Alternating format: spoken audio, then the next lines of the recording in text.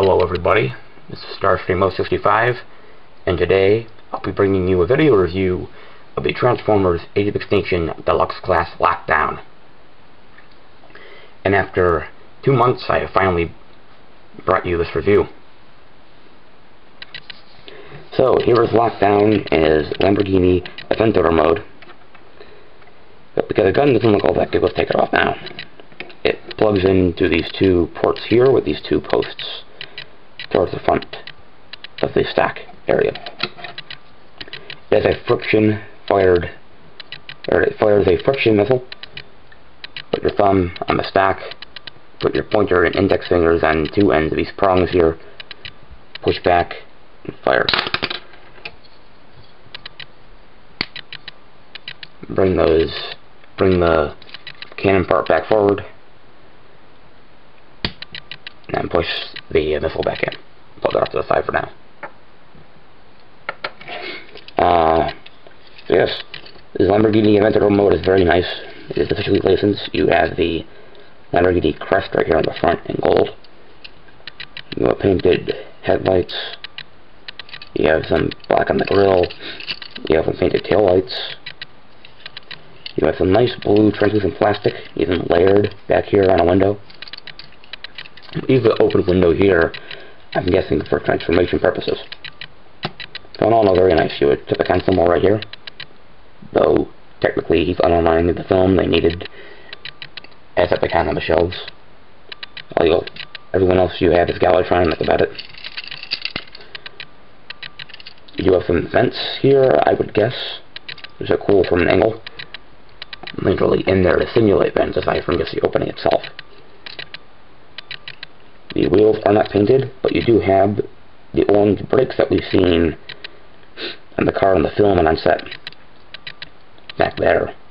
These wheels are clip-on, and thus those brakes don't move with the wheels, they're part of the arms.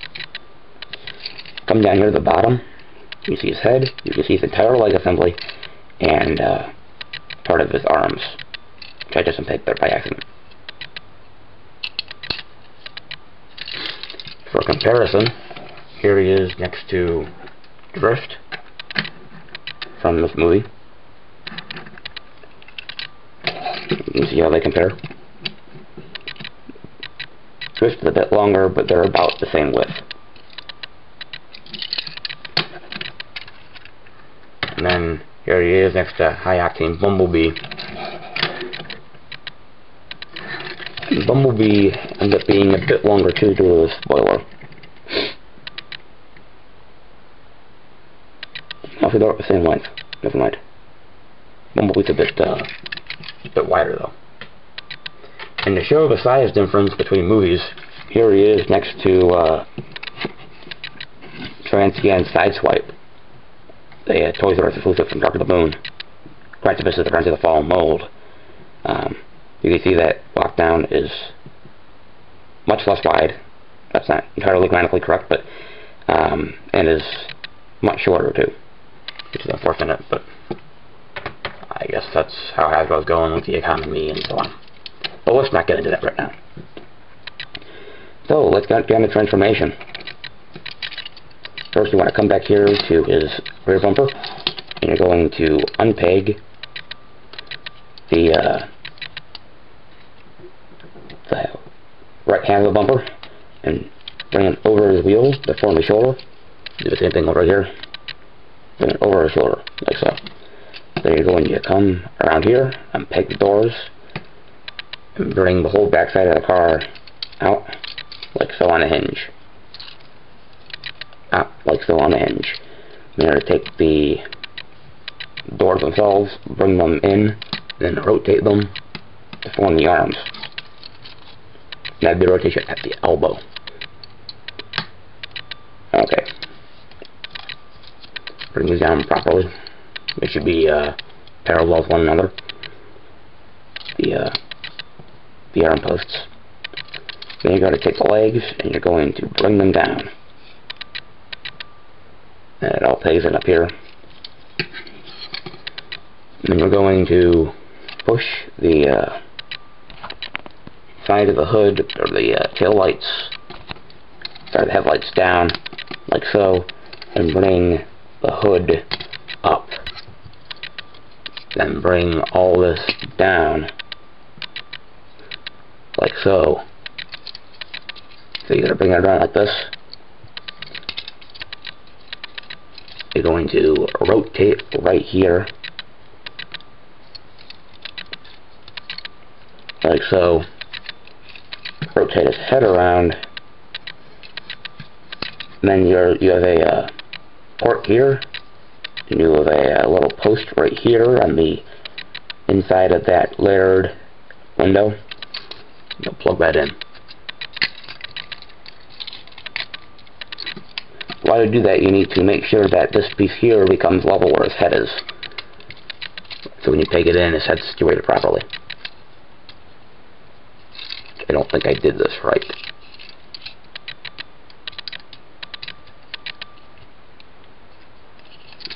I think I did. I just have to bring... Okay, so I didn't do that right. You have to take this whole windshield assembly and you're going to bring it up on this hinge back here. So you're going to lift up the top window and you're going to bring this so that this here comes over the top of the car, like so. And all folds in pretty flush back there. That now allows you to properly bring this whole assembly up and around, and then you have this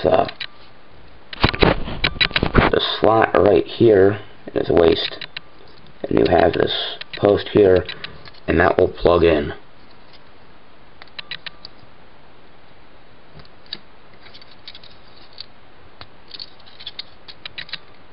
Did I do that right?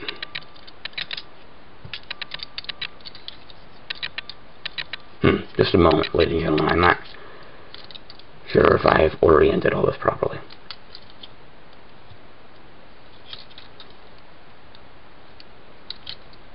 Okay, yeah, that was right. I just had to take it in more. So, yes, that takes in back there. You have a bit of a gap back here. Then you're going to rotate this leg at the knee, bring the foot out, then over here, rotate the knee, bring out the foot. Then you're going to take these sides of the hood and you're going to push them back and kind of fold them in to form his chest, like so. Resituate his arms.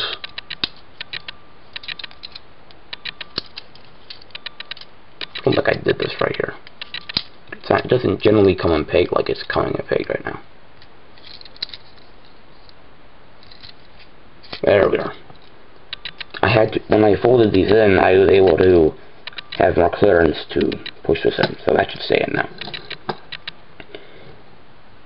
After fooling around with this bounce, there you have the Butchcloth lockdown in his robot mode. I'm going to raise the camera up here.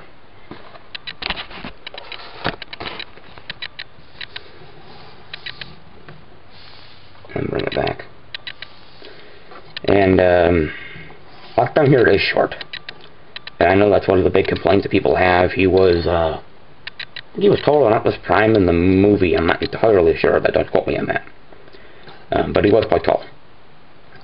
And he is short here. His legs are stumpy. His thighs are way up in his waist area. His arms do hang low. They hang arguably past his knees. That could be remedied by bringing the arms up, but then you got them too close to his chest.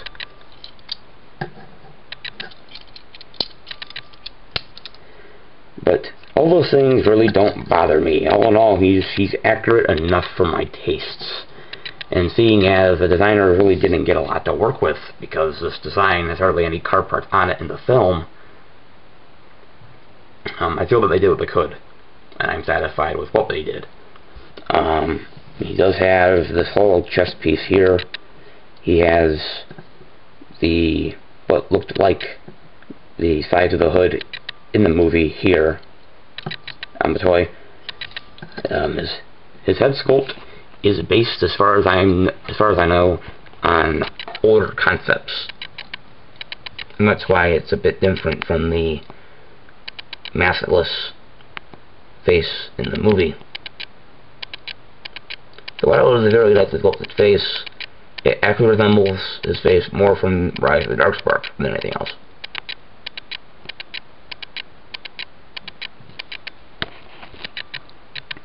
He also does have these missiles here on his shoulders, which simulate the missiles that he had in the film. Granted, they were in the film much more obvious than they are here. But he does have some nice paint. He has some silver paint here on his lower leg, and he has some gold and silver paint up here on his thighs. He has some silver paint here on his arms and on his head. Come around to the back. He's his back is pretty flush. It's not very obtrusive. Granted, he has a lot of the car on his back, but it folds up nicely.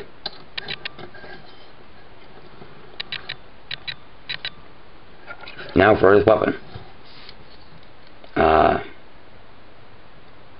Before we get to the weapon, we should probably get to possibility first. Excuse me. His head. I'm gonna lower the camera again because he's not that tall. His head's out of ball joint. No, it cannot do a full 360 because it is obstructed by this back panel here. But it can nod. He does have ball jointed shoulders, and you can hinge them up and down as you see fit. He does have about a 90 degree at the elbow,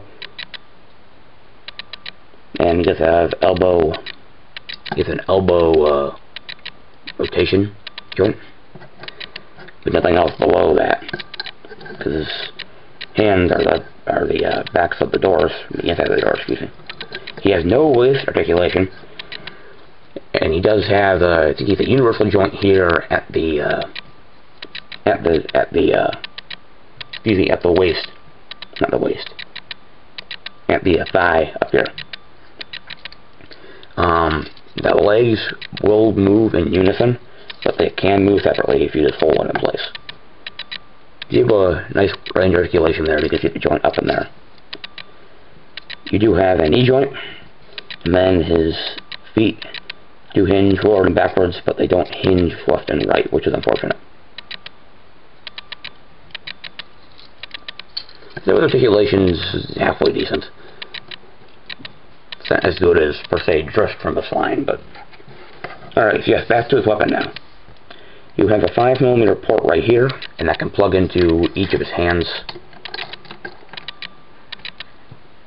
Like so. Now, it is incredibly large. It can be held as a rifle. I've seen some guy on TFW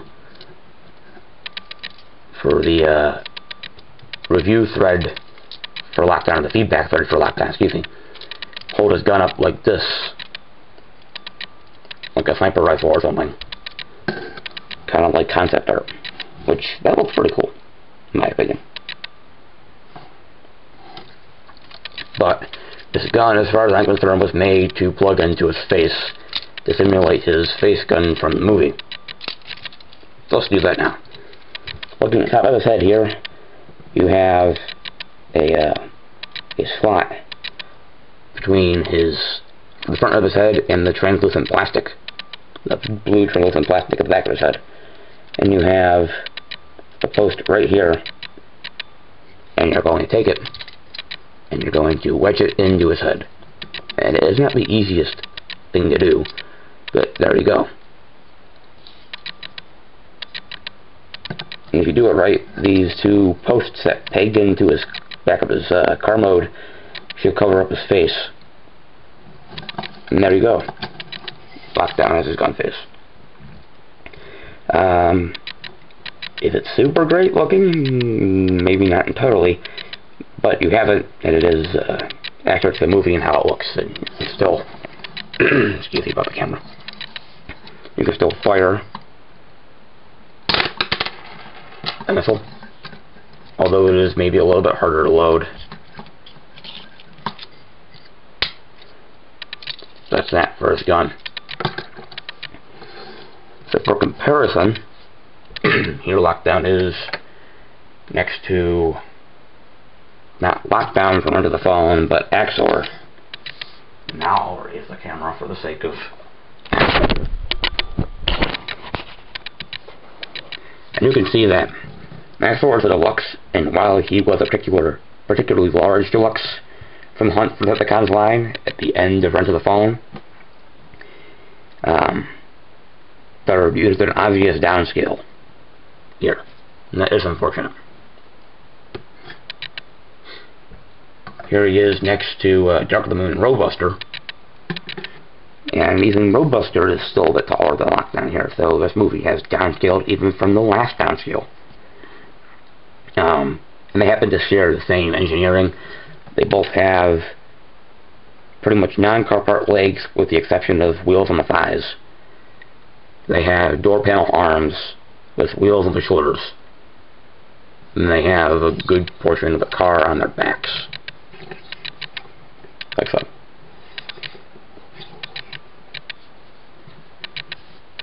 Although I think Lockdown pulls off the engineering better than Roadbuster. Here he is next to a Cyberverse figure. Just for scale purposes. Let's fold it back. And for all you 4-inch fans or 3 3/4 scale fans, here he is next to a 3 3/4 Red Skull and to Mr. Freeze. Scoot them over. Again, for scale purposes, you can see how large he is. You can see he's maybe only 6 inches, maybe, at the most.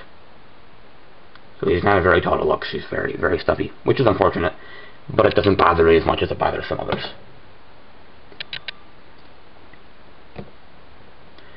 So, in conclusion, I really like this figure. I appreciate him for what he is, but if you have the same complaints as everybody else, I don't recommend that you pick him up because you're just going to hate on him. I do recommend, however, for those of you who like screen accuracy, the footman change Lockdown.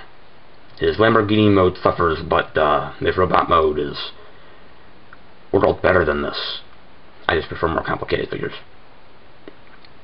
So this has been the video review for the Transformers Age of Extinction Deluxe Class Lockdown. This has been Star 65. Thank you very much for watching, and take care.